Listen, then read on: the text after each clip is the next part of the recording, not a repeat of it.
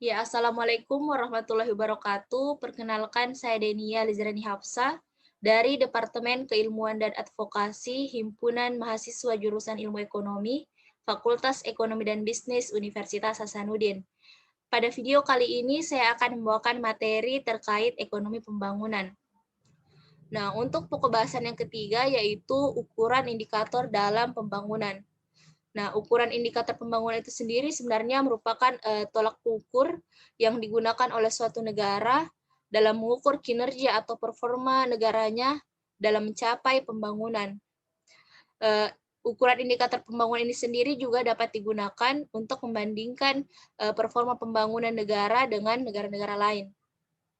Nah, terdapat 3 ukuran-ukuran yang digunakan dalam melihat performa pembangunan suatu negara.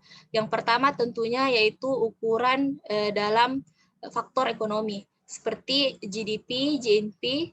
Yang ketiga yaitu penurunan kesenjangan distribusi pendapatan, penurunan angka kemiskinan, penurunan angka pengangguran, hingga perubahan struktur ekonomi.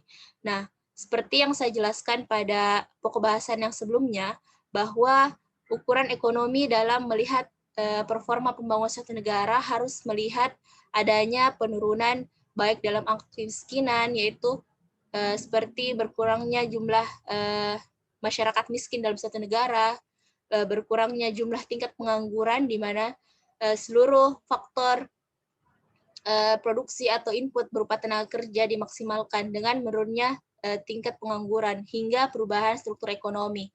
Nah, selain ukuran ekonomi dalam indikator pembangunan juga terdapat ukuran non-ekonomi.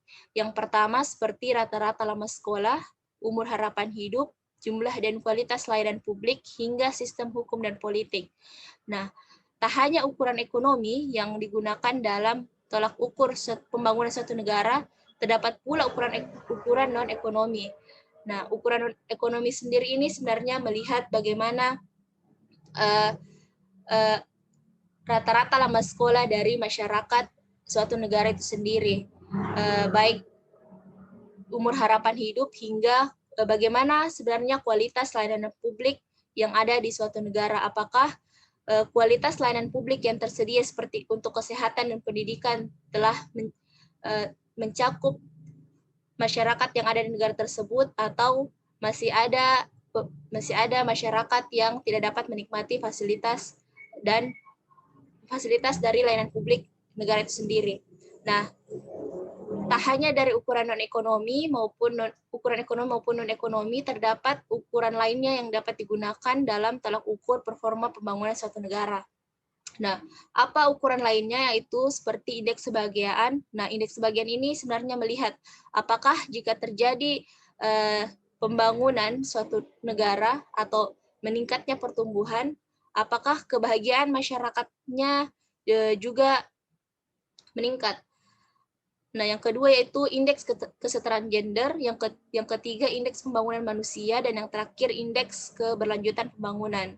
Nah, ukuran-ukuran ini sebenarnya dapat digunakan untuk melihat tolak ukur performa satu negara dalam mencapai pembangunannya.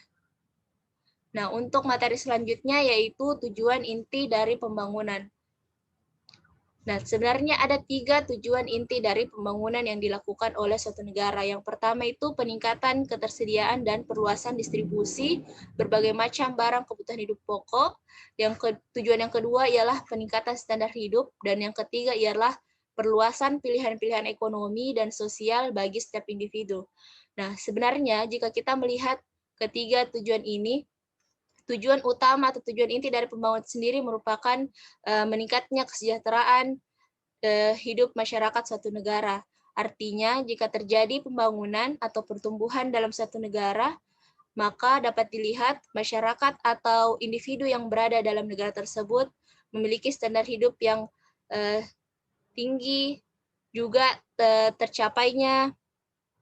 tercapainya ketersediaan dan perluasan distribusi, seperti semua masyarakat yang ada dalam tidak lagi mengalami kelaparan, tidak lagi mengalami kemiskinan maupun pengangguran.